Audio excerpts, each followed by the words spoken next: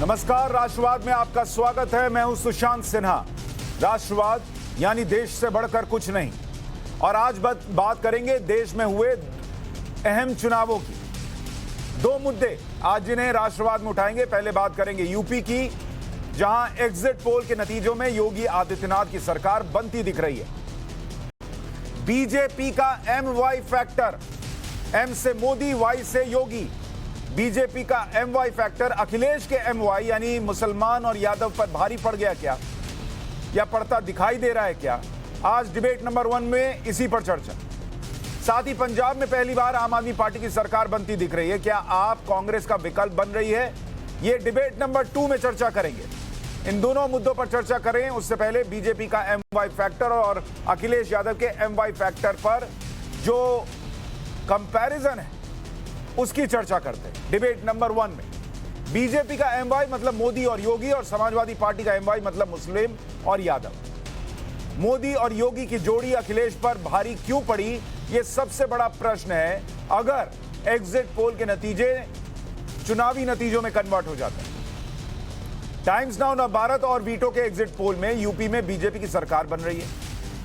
Exit poll के नए आंकड़े आए हैं, वो भी आपको दिखाता हूं, जिससे तस्वीर साफ हो जाएगी कि किसका MY यूपी में भारी पड़ा। अगर आप देखें कि उत्तर प्रदेश के मुसलमान और मुसलमानों में भी मुस्लिम पुरुषों की पसंदीदा पार्टी कौन रही, बीजेपी को मुस्लिम पुरुषों ने करीब 6% अपनी पसंद बताया। 44, 44.5 या कहिए 45% मुसलमान पुरुषों ने समाजवादी पार्टी गठबंधन पर भरोसा जताया। करीब 14% कांग्रेस, करीब 15% BSP और अन्य के खाते में 21.4%। यानी एग्जिट पोल ये कह रहा है कि उत्तर प्रदेश में अखिलेश का जो MY का M है, मुसलमान, उसका वोट बटा है। और पिछले बार जो अखिलेश यादव की पार्टी 70% मुसलमानों का वोट ले गई थी, इस बार वो वोट कांग्रेस को भी गया, BSP को भी गया और अन्य को भी गया, जिसमें अन्य में AIMIM भी है। अब मुस्लिम महिलाओं की पसंद देखते हैं। बीजेपी को करीब 5% मुस्लिम महिलाओं ने अपनी पसंद बताया। अखिलेश यादव की पार्टी को करीब 49% मुस्लिम महिलाओं ने अपनी पसंद बताया, अखिलेश और उनके गठबंधन को। BSP को करीब 9%। कांग्रेस को देखिए, कांग्रेस को करीब 24% मुस्लिम महिलाओं ने अपनी पसंद बताया और अन्य के खाते में 14%। यानी अगर आप कहें तो अखिलेश यादव का जो कोर वोट है MY का, मुस्लिम और यादव, उसमें मुस्लिम में कांग्रेस पार्टी ने सेंध लगाई है महिलाओं के सेक्शन में, और पुरुषों के सेक्शन में कांग्रेस और BSP के वजह से, मिलने की वजह से एक तरीके से कहिए कि अखिलेश यादव का मुस्लिम वोट जो है वो बट गया है। यह एग्जिट पोल में और गहराई में जाने पर समझ में आता है। अब आप ओवरऑल मुसलमानों की अगर बात करें तो मुसलमानों की पहली पसंदीदा पार्टी बीजेपी नहीं है, वो समाजवादी पार्टी है। करीब 47% समाजवादी पार्टी, बीजेपी गठबंधन को करीब 5%, कांग्रेस को देखिए 18.5% और BSP को 12%, अन्य के खाते में 18%। यानी अगर आप ये जोड़ दें मुसलमानों के वोट बैंक को, 18.5 कांग्रेस, 12% यानी करीब 30% यहां हो गया BSP के साथ मिलाकर, और अन्य का 18, यानी 48% जो है वो कहीं ना कहीं जो है वो चला गया समाजवादी पार्टी के खिलाफ। यानी समाजवादी पार्टी को जितने मुसलमानों ने पसंद किया उससे कहीं ज्यादा BSP, कांग्रेस और अन्य के खाते में चला गया। तो क्या यही वजह है कि एग्जिट पोल में समाजवादी पार्टी की सीटें कम आती दिख रही हैं? 2017 में मुसलमानों ने किस पार्टी को वोट किया था? बीजेपी को 6, सपा को 45, BSP को 19 और कांग्रेस को 19। अब जरा आपको यूपी में OBC की पसंदीदा पार्टी भी बता देता हूं, क्योंकि अखिलेश यादव ने OBCs पर भी बड़ा दाव लगाया था, गैर यादव OBCs पर भी दाव लगाया था। बीजेपी गठबंधन को करीब 32% OBCs ने पसंद किया, समाजवादी पार्टी को करीब 39%, कांग्रेस को 19%, BSP को 9.5% और अन्य के खाते में 2%। यानी समाजवादी पार्टी को OBCs में भी बहुत बड़ा फायदा होता नहीं दिख रहा है। इस OBCs में भी जो उनका अपना Y वाला फैक्टर है वो कायम है और इसलिए उनका वो परसेंटेज हाई दिख रहा है। जो उन्होंने समीकरण बनाने की कोशिश की उसकी वजह से ऊपर गया वो आंकड़ा, ऐसा नहीं लग रहा। यूपी में ब्राह्मणों की पसंदीदा पार्टी कौन? बीजेपी को करीब करीब 47%। जो बताया जा रहा था कि ब्राह्मण नाराज चल रहे हैं बीजेपी से, एग्जिट पोल कह रहा है कि 47% ब्राह्मण बीजेपी के साथ, सपा के साथ 29%, कांग्रेस के साथ करीब 15.5%, बीएसपी के साथ 8% और अन्य के साथ गए हैं ब्राह्मण करीब करीब 1.5%। यानी बीजेपी को ब्राह्मण वोट का बहुत बड़ा नुकसान नहीं हुआ जैसा कहा जा रहा था। यूपी में दलित और जाटव की पसंदीदा पार्टी कौन रही? बीजेपी 32.5%, सपा मात्र 13%, कांग्रेस 5.4%, बीएसपी 48%। यानी मायावती का वोट बैंक जो छिटक कर शायद समाजवादी पार्टी के पास चला जाता, इसकी उम्मीद अखिलेश यादव कर रहे थे। हमारा एग्जिट पोल कह रहा है कि ऐसा नहीं हुआ है।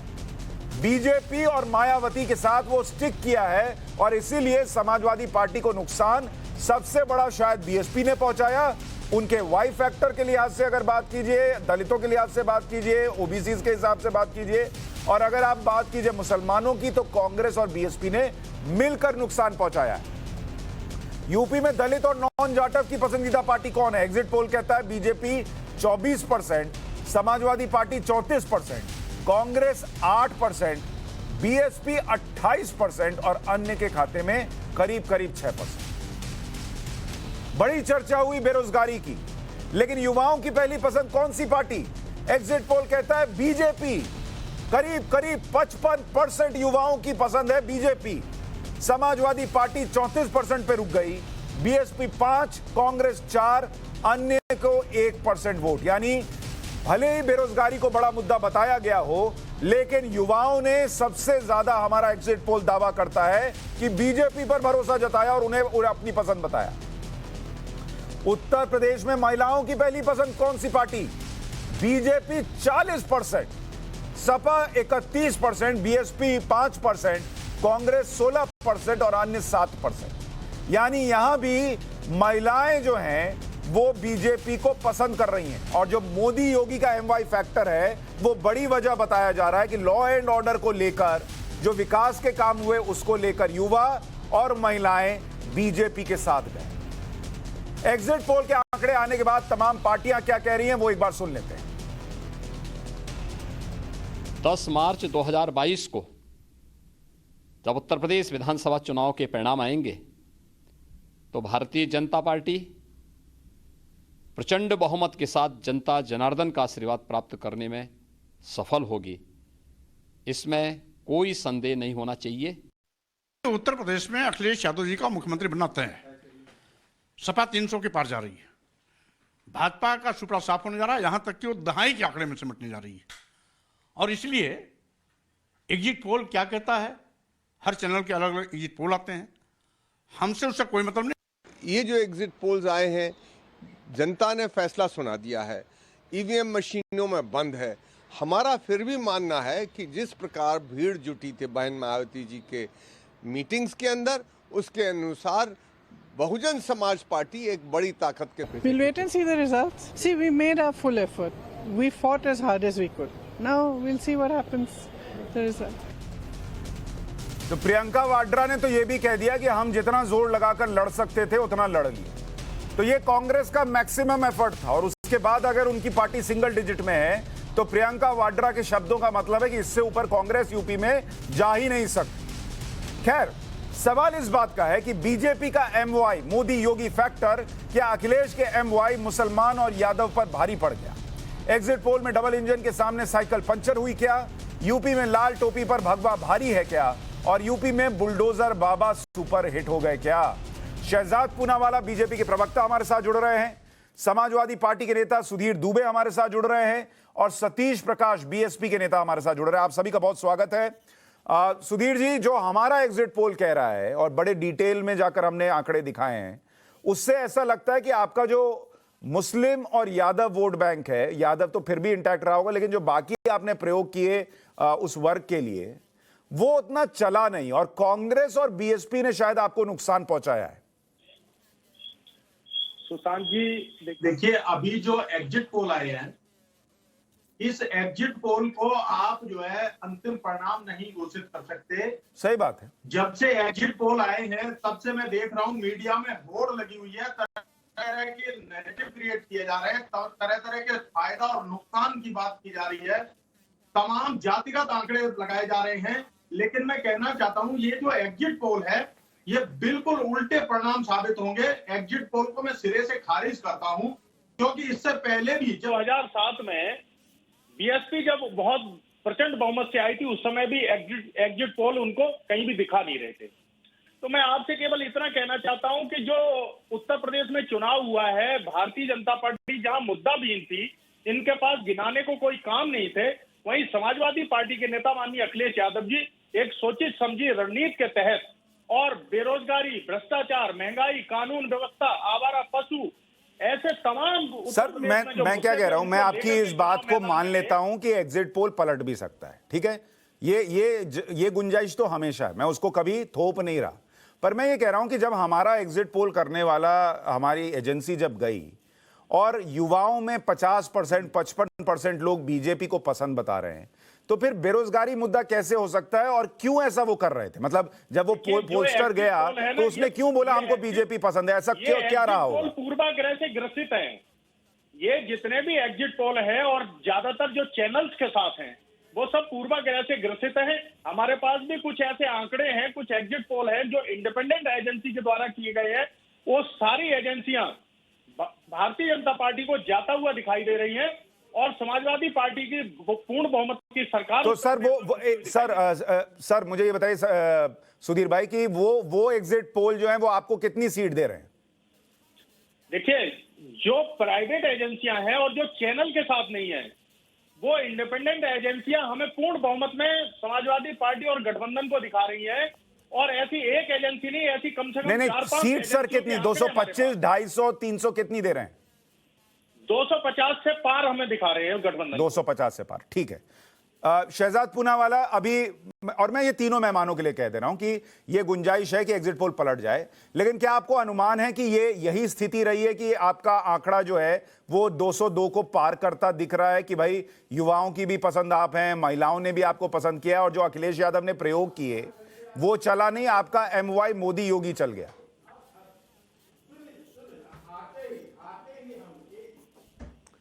सुशांत जी, सबसे पहले तो अंतर्राष्ट्रीय महिला दिवस पर मैं तमाम श्रोताओं को और खास करके आपका चैनल जिसका नेतृत्व ही एक बहुत प्रभावशाली महिला करती है, तो आपके माध्यम से तमाम महिलाओं को महिला दिवस के अवसर पर शुभकामनाएं देना चाहता हूं।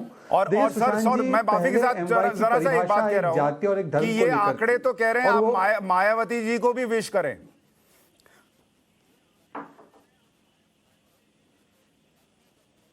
हाँ बिल्कुल, मैं मायावती जी को भी करता हूं, क्योंकि वो भी एक बहुत ही उन्होंने भी बहुत कठिनाइयों का सामना करते हुए अपने राजनीतिक मकाम बनाने का काम किया है। वो हमारी विरोधी हो सकती है, परंतु महिला के नाते और एक नेत्री के नाते मैं उनका बड़ा सम्मान करता हूं। परंतु सुशांत जी, जो मैं बात कहना चाह रहा था कि MY फैक्टर, ये माई फैक्टर जिसका अर्थ था मुस्लिम और यादव मेरा, मुझे वोट मिले, मेरे परिवार को वोट मिले, आज ये MY फैक्टर तब्दील हो चुका है 3 चीजों में। एक, मोदी योगी, एक भी भ्रष्टाचार का आरोप ना 8 वर्षों में मोदी के खिलाफ, ना 5 वर्षों में योगी के खिलाफ।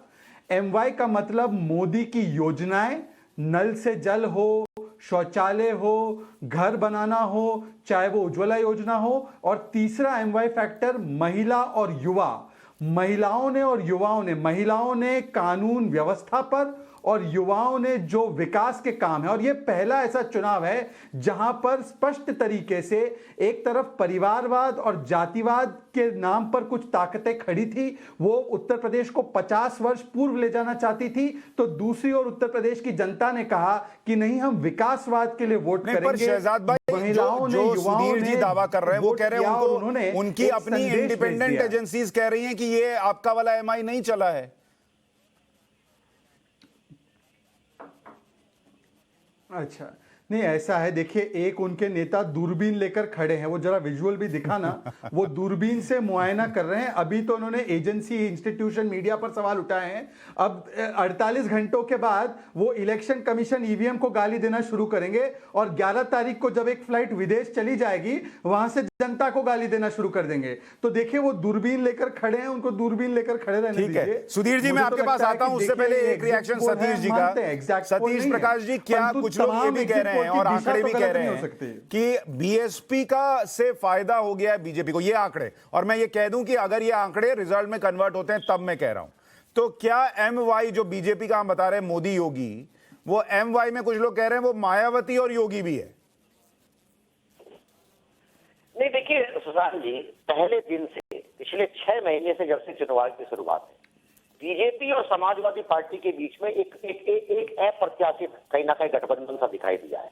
बीजेपी और सपा में सुनिए मेरी बात को ध्यान से सुनिए। देखिए, बीजेपी ने एक पॉलिटिकल ट्रैप लगाया, उसमें हम भी फंसे।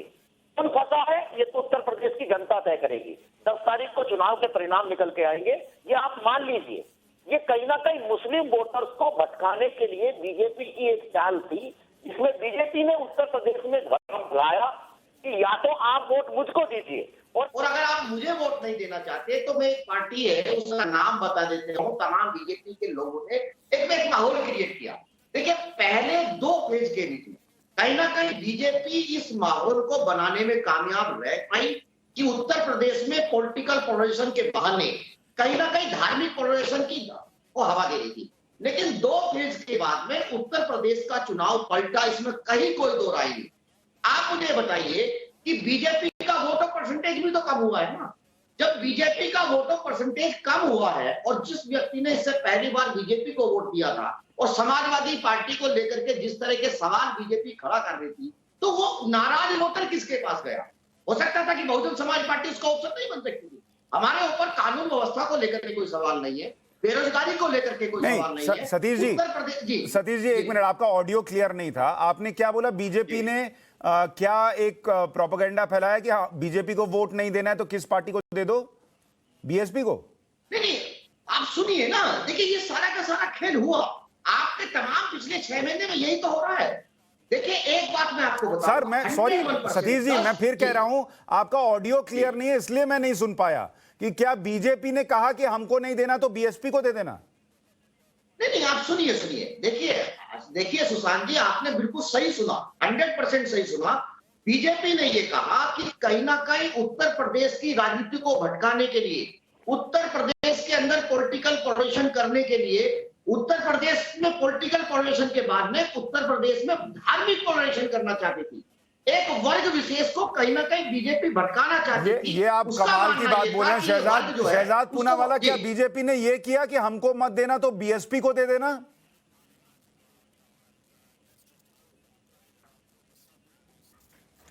देखिए, मुझे लगता है कि ऐसी कुतर्क की बातें करने की क्षमता केवल कुछ ही प्रवक्ताओं में हो सकती है, मुझ में तो नहीं है। हमने तो केवल अपने कार्यों के लिए वोट मांगा और विकास के लिए वोट मांगा। अब दूसरी बात मैं आपको बताना चाहता हूँ। नहीं, सुशांत जी, देखिए ऐसा है, सुशांत जी, एक चीज मैं अपनी बात पूरी कर लूं उसके बाद बोले सतीश बुकेल। सुशांत जी, मैं अपनी बात पूरी कर लूं उसके बाद ये बोले सतीश जी। एक एक करके सुशांत जी, सतीश जी, मैं आपके पास ही आ जाऊंगा इसके बाद। सुनिए एक एक करके। नहीं, मैंने भाषा, ये सुनिए, मेरी बात को शांत से सुनिए। भाषा की मर्यादा का ध्यान रखें। सुशांत जी, मैं अपनी बात पूरी कर लूं। मुझे लगता है लड़ाई झगड़े का कोई मतलब नहीं। सतीश जी, एक एक करके। सर, अच्छी डिबेट चल रही है, एक एक करके बोलिए, सबको मौका मिल रहा है। किसी को ऐसा तो है कि नहीं, धमकी वाला माहौल नहीं रहा उत्तर प्रदेश में। बोलिए। हाँ, मुझे अपनी बात पूरी करने दीजिए। सुशांत जी, कल रात से, हाँ, नहीं, ये तरीका गलत है सुशांत जी। बोलिए शहजाद। सुशांत जी, कल रात से एक ट्रेंड मैं ऑब्जर्व कर रहा हूं, आपने भी शायद ऑब्जर्व किया होगा। जैसे ही कुछ सारे एग्जिट पोल्स ने बीजेपी की जीत दिखाई है, पोल ऑफ पोल्स 250 आ रहा है, कुछ लोगों ने 300 पार बताया है। वैसे ही कुछ पत्रकार जो है, आप जानते हो किस प्रकार के, उन्होंने शुरू कर दिया कि यह वोट एक एंटी मुस्लिम वोट है। मतलब कि देखिए हिंदुओं पर किस प्रकार की तोहमत की जाती है कि अगर एक पार्टी को अपने कार्यों के लिए विकास के नाम पर वोट पड़ता है तो तुरंत उसका जो एक कंक्लूजन ये निकाला जाता है कि तमाम हिंदू वोटर, उनको और कोई काम नहीं है, बस उनको मुसलमानों को अपनी जगह दिखानी है, इसलिए उन्होंने मोबिलाइज होकर एंटी मुस्लिम होकर वोट दिया। ये इस प्रकार से जो सेकुलरिज्म के बचाव में एक संप्रदाय हमेशा रहा है, जिसने इस देश को सेकुलर बनाने में सबसे ज्यादा योगदान दिया है, उसके खिलाफ किस प्रकार से इस केवल एक बीजेपी से प्रॉब्लम है किसी को, तो ये निष्कर्ष निकालना कि ये एंटी मुस्लिम वोट है, ये मुस्लिमों को बरगलाया गया, हिंदुओं को बरगलाया गया, ये इस प्रकार की जो लोगों ने ये कंक्लूजन ड्राइंग शुरू कर दी है ना, मुझे इस पर घोर आपत्ति है। कम से कम आज तो समझ जाए कि ये तुष्टीकरण की राजनीति के खिलाफ भी वोट है। ये जो बार बार आप हिंदुओं को अपमानित करते हो, चुनावी हिंदू बनते हो, उसके खिलाफ भी वोट है। ये स्पष्ट संदेश है कि आइए, और अगर आपको आस्था है तो आस्था के हिसाब से कीजिए, परंतु ये राजनीतिक आस्था मत रखिए। ये लेप लगा लगा कर जाना, मंदिर मंदिर घूमना और फिर जाकर हिंदुओं को गाली देना चुनाव के बाद, ये काम जो है उसको थमना चाहिए। ठीक है सुधीर जी, क्या जो बात निकल रही है, हो सकता है क्या ऐसा कुछ ग्राउंड पर हुआ, आपको भी पता चला कि बीजेपी ने या उसके कार्डर ने यह मैसेज दिया हो कि हमको ना देना हो तो बीएसपी को देना, क्योंकि उनको पता था बीएसपी शायद सरकार तो बना नहीं पाएगी, तो नुकसान समाजवादी पार्टी को होगा, एंटी इनकम्बेंसी वोट बढ़ गए तो? सुशांत जी, आपको याद होगा कि केंद्रीय गृह मंत्री ने मंच से कहा था कि बहुजन समाज पार्टी बहुत मजबूती से चुनाव लड़ रही है। आपको याद होगा अमित शाह जी ने अपने भाषण में ये कहा। हाँ। और ये पूरा देश जानता, पूरा उत्तर प्रदेश जानता है, इस उत्तर प्रदेश के चुनाव में बहुजन समाज पार्टी भाजपा की बी टीम के रूप में काम कर रही थी, और कहीं भी बहन कुमारी मायावती जी ने भाजपा के खिलाफ कहीं भी एक शब्द नहीं बोला। दूसरी बात, जो पूनावाला जी कह रहे हैं कि महिला सम्मान की बात कर रहे हैं, हाथरस के अंदर क्या हुआ इनको याद होगा, उन्नाव के अंदर क्या हुआ इनको याद होगा। नौजवानों का जहां तक सवाल है, जो भी नौजवान लखनऊ रोजगार मांगने गया, इन्होंने उसके ऊपर लाठियां बरसाई।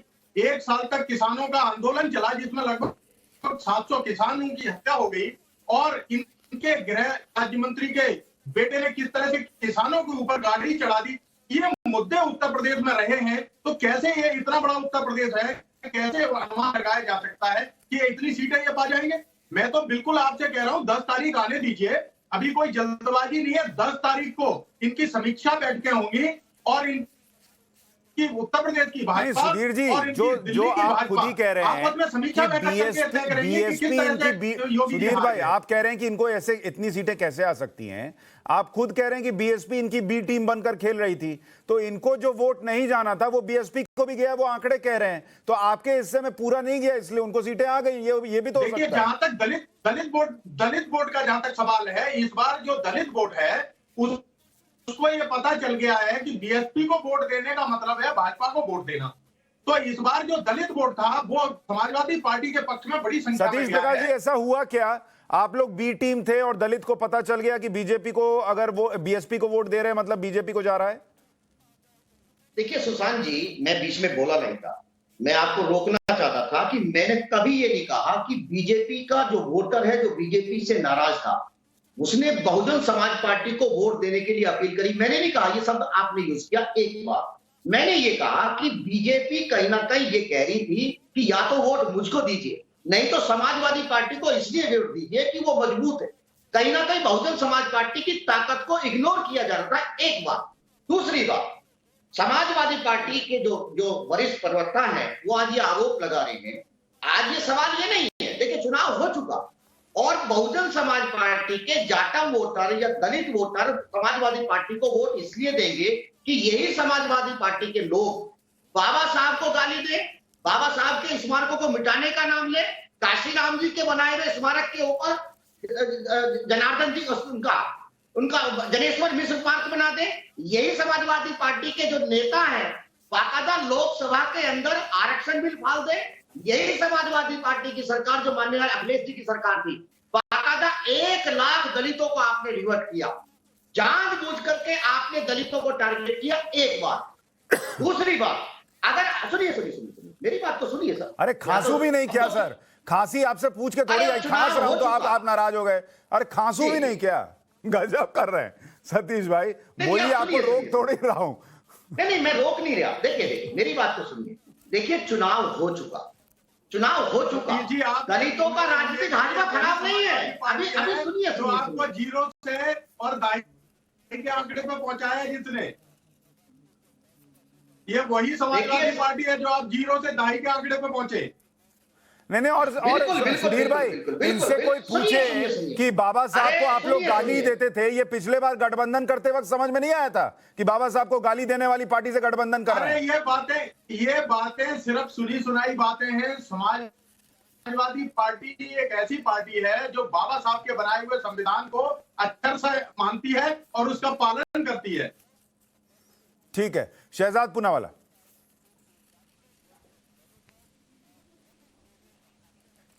नहीं, ये बाबा साहब आम्बेडकर के संविधान के तहत ही इन्होंने मुस्लिम आरक्षण की बात की थी 2012 में। क्या बाबा साहब आम्बेडकर के ही संविधान के तहत आतंकवादियों को छोड़ने का कुत्सित प्रयास किया था जिस पर कोर्ट ने रोक लगाई थी क्या? तो मुझे लगता है कि बाबा साहब आम्बेडकर जी के नाम को इस प्रकार से इस्तेमाल ना करना चाहिए। तो जयप्रकाश नारायण के भी उसूलों पर चलना भूल गए ये समाजवादी, आजकल लग्जरी बस में घूमते हैं। बहरहाल सवाल वो नहीं है, सवाल सिर्फ इतना है कि देखिए सुशांत जी, आज जो एग्जिट पोल आए हैं, और एक सेकेंड, चुनाव खत्म हो गया। देखिए वही तो मैं कह रहा हूं आपसे कि देखिए ऑपरेशन गंगा और चुनाव दोनों समाप्त हो गया है, परंतु ऑपरेशन प्रोपेगेंडा आपका अभी भी जारी है और ऑपरेशन दंगा भी जारी रहता है। इसलिए जनता ने आपको रोक दिया। हम ऑपरेशन गंगा करने वाले लोगों को मौका दे दिया है और ऑपरेशन दंगा करने वाले लोगों को सीधे साफ कह दिया है कि आपकी कोई जगह नहीं उत्तर प्रदेश। अब देखिए मैं वही बता रहा हूं अब चुनाव में देखिए वोट मांगने से कुछ नहीं होगा। वोट डल चुके हैं, दूरबीन से आपके आदमी देख रहे हैं और कोई वोट नहीं बढ़ सकता उसमें। आपके लोग दूरबीन से भी देख रहे हैं उसको। अब सुन लीजिए, देखिए अब भी आपके पास समय है कुछ चीजें बदलने का। मैं आपको बताता हूं क्या आपको समझना होगा कि जाति के नाम पर जो आपने उत्तर प्रदेश को बांटा है, पहले आपने क्या कहा, अरे ब्राह्मण इनसे नाराज है, देखिए ब्राह्मण इनको वोट नहीं कर रहा है। फिर इन्होंने क्या कहा कि देखिए ओबीसी इनसे नाराज है, मौर्य इनसे नाराज है, ये उनसे नाराज है। वो केवल जाति के नाम पर शहजाद भाई, आप करें तो सोशल इंजीनियरिंग, वो करें तो बांट रहे हैं। क्या बात बा, मतलब कि योगी मोदी ने क्या दिया? ऐसा है, आप मुझे बताइए, हमने सोशल इंजीनियरिंग की, सुशांत जी बिल्कुल सही बात है। हमने एक नई जाति निर्माण की, लाभार्थी वो जाति है जो कहती है गर्व से कि मेरे घर में शौचालय बनाए योगी जी ने। वो कहती है गर्व से कि हां हमें इन्होंने 2 साल मुफ्त राशन महीने में 2 बार दिया 15 करोड़ लोगों को। हां मेरे घर पर इन्होंने नल से जल भिजवाया। हां मुझे आज प्रधानमंत्री के हाथों से आवास मिला है। ये नई जाति हमने निर्माण की। ठीक है, सुधीर दुबे जी एक बात बताइए, जो आप कह रहे हैं कि ये एग्जिट पोल के नतीजे बदल जाएंगे 10 मार्च को, लोगों के मन में एक प्रश्न होगा। अखिलेश यादव पूरे चुनाव कहते रहे 400 सीट आ रही है, 7वें चरण की सुबह बोलने लगे 300 सीट आ रही है, 7वें चरण के अंत में शाम को ट्वीट किया कि निर्णायक फेज में हमें स्पष्ट बहुमत आ गया है। मतलब इसका मतलब 6 चरण तक उनको बहुमत नहीं था और निर्णायक चरण जो है वो 7वां रहा। इतनी क्लोज फाइट थी। तो और आप कह रहे हैं 250 सीट आ रही है, 300 वो कह रहे थे सुबह, आप 250 पर आ गए। तो आप लोग कौन सा आंकड़ा सही बता रहे हैं, ये कैसे विश्वास करें? देखिए सुशांत जी, सबसे पहले आपने जो पूछा मुझे कि जो आपके पास एजेंसी के आंकड़े हैं वो आपको कितनी सीट दिखा रहे हैं, मैंने उसके जवाब में आपको कहा कि वो हमें 250 से पार दिखा। दूसरी बात जो आप समझ लीजिए कि 2012 में जब हम पूर्ण बहुमत में आए थे, उस समय हमारा वोटर परसेंटेज क्या था, और अगर आपके आंकड़े जो एग्जिट पोल में आप आज दिखा रहे हो, अगर इनको देखा जाए तो आज हमारा वोटर परसेंटेज क्या है। तो अगर इन दोनों का आप तुलनात्मक देखेंगे तो आपको ये बिल्कुल विश्वास हो जाएगा कि आने वाले जो नतीजे हैं वो समाजवादी पार्टी के पक्ष में होंगे। ठीक है। दूसरी बात जो ये कह रहे हैं कि भाई इन्होंने लाभार्थी की बात किया, इन्होंने, आपको ध्यान में होगा किस तरह से इन लोगों ने उन लाभार्थियों को गालियां दी हैं। इनकी एक विधायिका जो उत्तर प्रदेश में विधायिका है, वो किस तरह से लोगों को गालियां दे रही थी। चलिए सर, अब गाली ताली दोनों ईवीएम में कैद है, किसने ताली बजाई किसने गाली दी, अब 10 मार्च को पता चल जाएगा। सर मुझे डिबेट नंबर 2 में जाना है, इसलिए मैं आपसे माफी के साथ आपको रोक रहा हूं। और सुधीर जी और सतीश जी, आप दोनों का बहुत शुक्रिया। शहजाद डिबेट नंबर 2 में भी हमारे साथ बने रहेंगे। उत्तर प्रदेश की बात हो गई, अब बात करते हैं डिबेट नंबर 2। एग्जिट पोल के नतीजों में आम आदमी पार्टी पंजाब में सरकार बनाती दिख रही है। टाइम्स नाउ नवभारत और वीटो के एग्जिट पोल में आम आदमी पार्टी को 70 सीटें पंजाब में मिल सकती हैं, ऐसा दिख रहा है, जबकि कांग्रेस 22 पर सिमट रही है। अगर एग्जिट पोल के आंकड़े नतीजों में तब्दील होते हैं तो आम आदमी पार्टी तीसरी ऐसी पार्टी होगी जिसकी 2 या उससे ज्यादा राज्यों में सरकार होगी। वहीं कांग्रेस पंजाब में हार रही है। क्या आम आदमी पार्टी कांग्रेस का विकल्प बन रही है देश में? क्योंकि उनको गोवा में भी सीटें आती दिख रही हैं आम आदमी पार्टी को, उत्तराखंड में भी खाता खुल सकता है और पंजाब में वो सरकार बना सकते हैं, ऐसा लग रहा है। हालांकि एग्जिट पोल के नतीजों के बाद भी कांग्रेस को लगता है कि उनकी सरकार बनेगी। पहले एक बार आपको आम आदमी पार्टी और कांग्रेस का क्या कहना है वो सुनवा देते हैं। देखो, पब्लिक है, पब्लिक अपना जो फतवा है वो देती है। 70 साल से 5-5 साल की इनकी बारियां थी, उसने लूटा फिर उसने लूटा, फिर कोई ऑप्शन नहीं थी। अब कोई एक तीसरा रास्ता आया है तो कुछ भी हो सकता है। जनता जनार्दन है। आपका आकलन कितना है सर? आपका आकलन कितना है? कितनी सीटों का आकलन है? देखो, हमने तो मेहनत की। माली का कम पानी पाना पर मशक पावे, मालिक का कम फल फुल लाना, लावे या ना लावे, और लोकतंत्र में मालिक जो है वो जनता हो। वहीं सीएम चन्नी से 10 मार्च को आने वाले नतीजों को लेकर जब सवाल पूछा गया तो वो बिना जवाब दिए चले गए। क्या एग्जिट पोल के नतीजों के बाद चन्नी ने हार मान ली है? एग्जिट पोल के नतीजों में आम आदमी पार्टी पंजाब में सरकार बना रही है, तो इस एग्जिट पोल के मायने क्या हैं? और इसीलिए सवाल यह कि दिल्ली के अलावा दूसरे राज्यों में पहली बार आम आदमी पार्टी की सरकार बन सकती है। कांग्रेस के अंदरूनी समर्थक वाले आरोपों को जनता ने नकार दिया। केजरीवाल की फ्री योजना पर जनता को यकीन है क्या? क्या कांग्रेस का विकल्प आम आदमी पार्टी बनने जा रही है? एक बार चन्नी साहब को सुन लीजिए, फिर इस पर डिबेट शुरू करते हैं। 10 तरीका रिजल्ट आ रहे हैं, किस तरीके ने देख रहे हैं? 10 तरीका रिजल्ट आ रहे हैं, किस तरीके ने देख रहे हैं? 10 तरीका रिजल्ट आ रहे हैं, किस तरीके ने देख रहे हैं? तो मुझे लगता है कि असली ओपिनियन पोल की जो पोल है ना, लोग वो 10 तारीख को खोल देंगे और वो असली पोल होगी, वो होगी कांग्रेस के हक में फतवा। कांग्रेस पार्टी 60 से ज़्यादा सीटें लेगी और कांग्रेस पार्टी कंफर्ट मार्जिन से अपनी सरकार बनाएगी। पंजाब में इस बार आम आदमी पार्टी की सरकार बनेगी पूर्ण बहुमत से, स्पष्ट बहुमत से। मैं बिल्कुल लगभग 80 से ऊपर सीटें जो आम आदमी पार्टी को मिलेगी और पूर्ण बहुमत से एक अच्छी सरकार बनेगी। तो ऐसे में आज का सवाल, केजरीवाल का फ्री वाला दाव पंजाब में हिट हो गया है क्या? कल से कांग्रेस को नुकसान, आपका फायदा? क्या आप कांग्रेस का विकल्प बनने जा रही है देश की सियासत में? शहजाद पूनावाला हमारे साथ बने हैं इस डिबेट में भी और हमारे साथ जुड़ गए हैं जीएस बाली, लीडर है पंजाब कांग्रेस के। बाली साहब, बहुत स्वागत है आपका। थोड़ी देर में रवि श्रीवास्तव, पॉलिटिकल एनालिस्ट और आम आदमी पार्टी का पक्ष रखेंगे, हमारे साथ जुड़ जाएंगे। बाली साहब, एक तो एग्जिट पोल को लेकर आप लोगों का अपनी चर्चा क्या है, क्योंकि चन्नी साहब ने तो कुछ बोला नहीं, लेकिन अगर नतीजे यही रहते हैं और पंजाब में आम आदमी पार्टी सरकार बना ले, गोवा में मान लीजिए उनको सीटें आ जाएं, उत्तराखंड में खाता खुल जाए, क्या वो कांग्रेस का विकल्प देश में तैयार हो रही है? देखिए बाचे, आपका ओपिनियन पोल है, आपकी अपनी सोच है, आपने अपने हिसाब से जो काम करना है, जो पार्टी वर्कर ने काम किया है, जो पार्टी लीडर साहब ने काम किया है, जो 111 दिन की सरकार ने काम किया है, वो लोगों के सामने है, लोगों में बात है, लोगों में चाहत है। हो सकता है सीटें कम या ज़्यादा आए, ये एक संभाविक बात होती है। हमारी पार्टी जो है, गवर्नमेंट जो है वो सत्ता में है, थोड़ी सी हम कह सकते हैं ये बातचीत है, मगर हम ये भी कह सकते हैं कि सफिशिएंट बहुमत हमको मिलेगा और हमने ऊपर वाला अगर चाहेगा तो हम सरकार भी जो है वो बनाएंगे और सरकार में भी हम लोग दोबारा आएंगे। ये हमारी सोच है, हमारी पार्टी सर सफिशिएंट बहुमत में मान लीजिए, बली साहब मैं ये कह रहा हूं, अगर सफिशिएंट बहुमत में मैं आम आदमी पार्टी को जो 70 सीटें दिख रही है वो मान लीजिए आपको दे देता हूं कि कांग्रेस को 70 आ रही है, आम आदमी पार्टी को 20, 30, 40 सीट आ रही है, कुछ आ रही है, 30 सीट आ रही है, या वो भी नहीं आ रही? भाई हम क्यों नहीं कहेंगे आ रही है सीट? तो मैदान में है, वो लड़ाई लड़ रहे हैं, ऐसा थोड़ी है। हम ये कहते हैं जी बीजेपी में है, क्यों नहीं आ रही? उनको भी आ रही होंगी। हम क्यों ना कहें कि अकाली दल में सीटें आ रही हैं, आ रही होंगी, मगर हमने अपनी पार्टी की बात करनी है, हम अपनी सोच की बात कर रहे हैं। हम ग्राउंड लेवल पे गए हैं, हमारे लीडर साहब ने काम किया है, हमारी पार्टी ने काम किया है, लोग आज वर्क पे हमें जो है वो सीट देंगे। शांति स्थापित की है पंजाब के अंदर, उस पर हमें वोट देंगे। जो काम हुआ है, लॉ और कानून हो और बहुत सी चीजें हुई हैं जो कि मैं गिना सकता हूं, अगली बात में आकर ठीक है, ठीक है। एक बार शहजाद पूनावाला के पास चलते हैं। शहजाद पूनावाला, क्या बीजेपी पंजाब के नतीजों में इस लिहाज से भी नजर रख रही है कि अगर आम आदमी पार्टी की सरकार बन जाती है, वहां जो एग्जिट पोल दावा कर रहे हैं, तो क्या आम आदमी पार्टी आपके लिए 2024 में सबसे प्रमुख विपक्षी पार्टी बन जाएगी बीजेपी के लिए?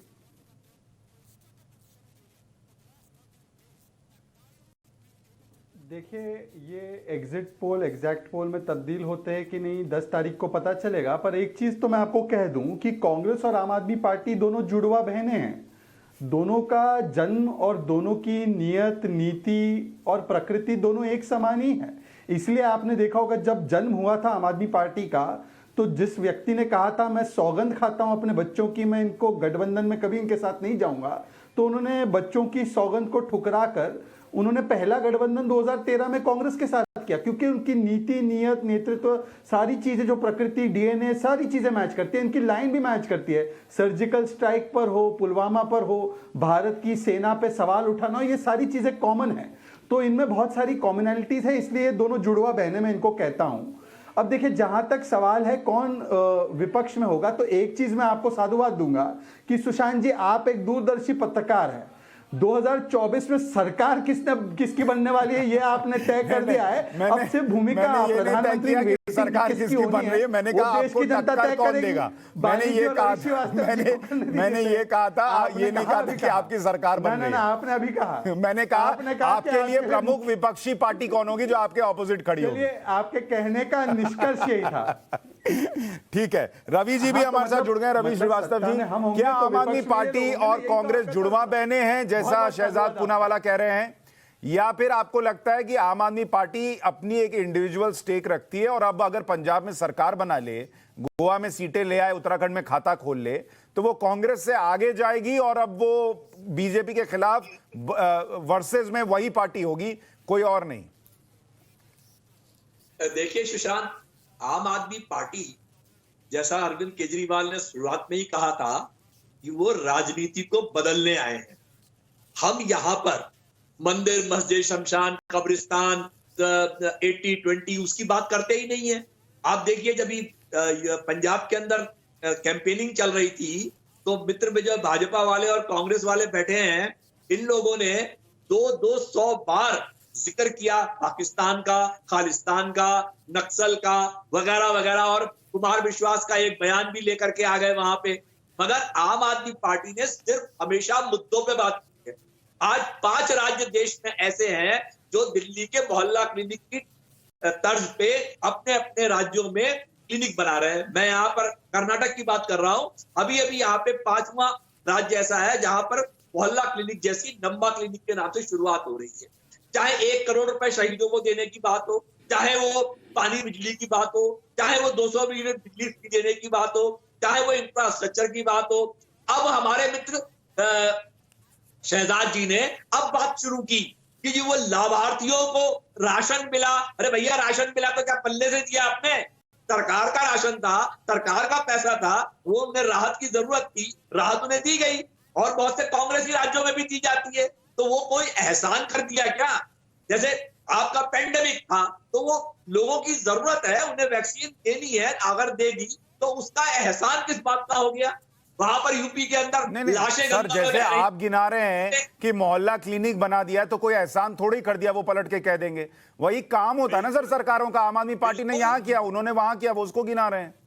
इसमें एहसान की बात कहाँ है? कहते हैं आप विकास की पानी, बिजली, सड़क और आवास, उसकी बात करिए। आप करिए ना, आप भी करिए अपने राज्यों में भी। शहजाद पूनावाला, आप सुन रहे हैं कॉन्फिडेंस रवि जी का कि देश भर में सरकारें मोहल्ला क्लिनिक को फॉलो कर रही हैं, कॉपी कर रही हैं, तो आम आदमी पार्टी है, फिर कांग्रेस कहां है?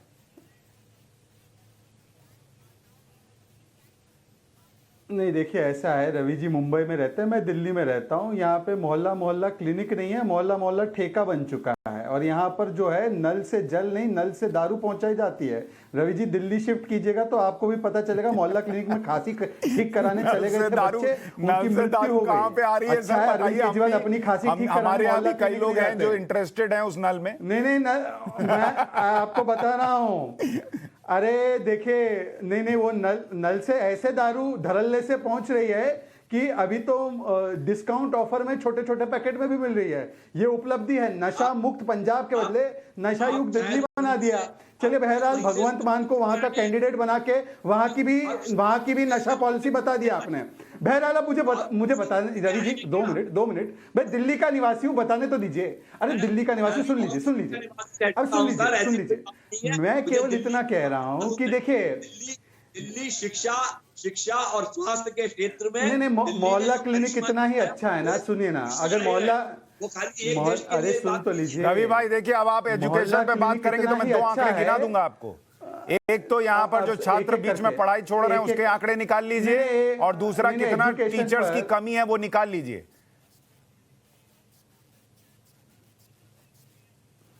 अरे मैं तो ये कहूंगा सुशांत जी, एजुकेशन पर आपने एक अच्छी वीडियो भी बनाई है, उसको जरा देख लीजिए। वो सुशांत की वीडियो एजुकेशन पर जरा देख लीजिए। केवल क्लासरूम बनाते जा रहे हैं, कहां पर ये क्लासरूम बन रहे हैं? स्कूल का वादा किया था, अभी तक एक स्कूल नहीं बना पाए, एक नया अस्पताल नहीं बना पाए, तो छोड़ दीजिए। अब मैं आपके मूल मुद्दे पर आता हूं। देखिए सुशांत जी, मैं आपको एक चीज निश्चित बोलता हूं, चाहे कांग्रेस हो, आम आदमी पार्टी हो, तृणमूल कांग्रेस हो, एनसीपी हो, ये सभी एक ही गोत्र से निकली हुई पार्टी है। इनका गोत्र एक ही है। 2024 में आप पूछ रहे हो ना, चाहे कोई भी हो चेहरा, ये गोत्र तो सबका एक ही है। अब इनका गोत्र अगर छान कर देखे, डीएनए देखिए, तो सभी एक ही तरीके की राजनीति करते हैं। अरे पर गोत्र एक हुआ सर, ये तो सर मैं मान गया गोत्र एक। सर मिल बात करता है। शहजाद मुझे एक बात बताइए, अब एकदम सीधा जवाब दीजिए। जैसे 2024 का चुनाव आया और अभी मान लीजिए आम आदमी पार्टी पंजाब में सरकार बना ले, मान लीजिए गुजरात में भी इनको कुछ सीटें आ जाएं या गोवा में भी आ जाएं, तो आप भी रणनीति बनाते होंगे ना कि इसको टारगेट करना है, इसको कैसे काटना है, तो आप कांग्रेस पे ज्यादा फोकस करेंगे, आप पे करेंगे?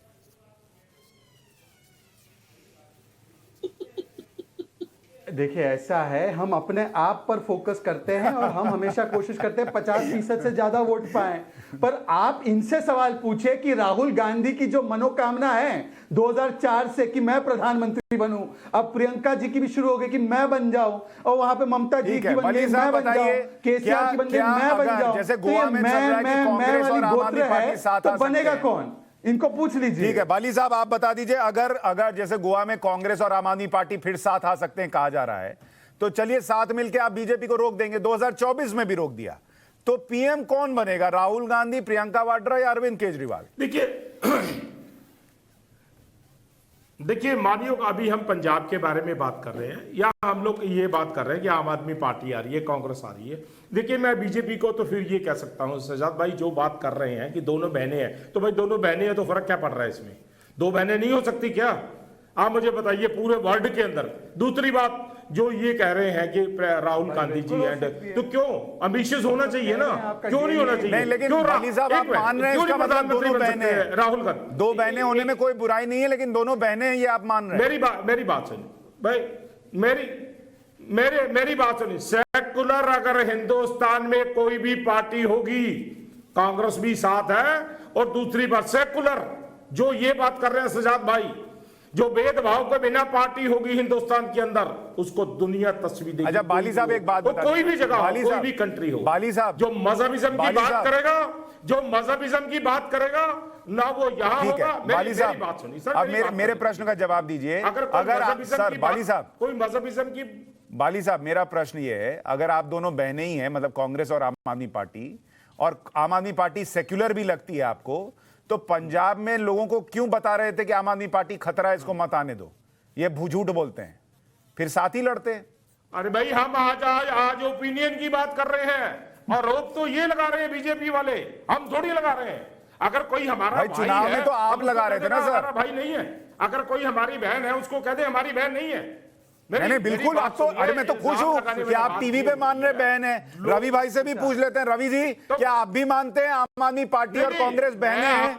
आपको मैंने, अरे भाई आप कमाल की बात कर रहे हैं, पहले आप बात तो सुन लीजिए ना पूरी, जो उन्होंने शहजाद भाई ने कही है वो बात सुन लीजिए ना पूरी। जो बात कर रहे हैं वो बात पूरी सुनिए। अच्छा, तो मैं रवि भाई से भी एक बार पूछ ले रहा हूं सर, आपने अपना पक्ष रखा। रवि भाई, आप भी आम आदमी पार्टी और कांग्रेस को बहने मानते हैं? देखिए, हम भाई और बहन में विश्वास नहीं रखते, हम जनता के लिए काम करने में विश्वास रखते हैं। भाई बहन कौन से भाई बहन की बात कर रहे हैं, कांग्रेस वाले या ओवरऑल भाई बहन? हम तो अपनी राजनीति, अपना काम करते हैं, अपना शिक्षा, अपना स्वास्थ्य। सर पहले क्लियर कीजिए, कौन से वाले भाई बहन में विश्वास नहीं रखते? हम उसके बारे में बात करते हैं। हमें ये जब जैसी सिचुएशन होगी देश के अंदर, ऐसा जैसा पार्टी विचार करेगी। आपने बताया गोवा में कांग्रेस को सपोर्ट कर रहे हैं, पंजाब के अंदर कांग्रेस आम आदमी पार्टी को सपोर्ट करेगी, इसका फैसला परसों ही होगा। मगर ये मेरा कहना है कि आम आदमी पार्टी के लिए कोई अछूत नहीं है, अद्भुत है। भाजपा के जवाब लिए दीजिएगा और रवि भाई आप भी पूरे बात करिएगा। 5 साल तक विपक्ष में बैठे थे और किसी को हमने बहन नहीं बनाया, और अभी भी अगर जनता समर्थन नहीं देगी तो हम विपक्ष में बैठेंगे और अपना काम करेंगे। पिछली बार भी किया था, इस बार भी करेंगे। गोवा में बहन बनाएंगे, पंजाब में नहीं बनाएंगे। विश्वास देती है तो काम करेंगे, अच्छा काम करके दिखाएंगे, पानी बिजली सड़क को सुधार के दिखाएंगे जो पहले नहीं हुआ। बाली साहब, ये कैसा रिश्ता है? ये रिश्ता क्या कहलाता है कि गोवा में आप लोग साथ आ जाएंगे, पंजाब में इनको विपक्ष में बैठा देंगे, देश में गाली देंगे, कोसेंगे? मतलब वोटर तो कंफ्यूज होगा ना कि भाई ये आज बोलते हैं कि आम आदमी पार्टी खराब है, केजरीवाल खतरा है पंजाब के लिए, और कल को गोवा में जाके साथ हो लेते हैं तो वहां खतरा है, यहां नहीं है। कंफ्यूजन है बहुत। ये रिश्ता क्या कहलाता है? देखिए मैं आपको सबसे बड़ी बात ये बता दूं, ये एक पार्टी के प्रवक्ता हैं, मैं प्रवक्ता भी हूं, उपाध्यक्ष भी हूं पार्टी का, पंजाब प्रदेश कांग्रेस कमेटी का। मैं बड़ी जिम्मेदारी से ये बात कहूंगा, ना तो इनके अधिकार में है ना मेरे अधिकार में है। मेरे लीडर सेंट्रल लीडरशिप दिल्ली में बैठी है, राहुल गांधी, प्रियंका गांधी, एंड मेरा प्रेसिडेंट नवजोत सिंह सिद्धू, वो यहाँ हरीश चौधरी जी हमारे इंचार्ज हैं। ये उनके ना इनके हाथ में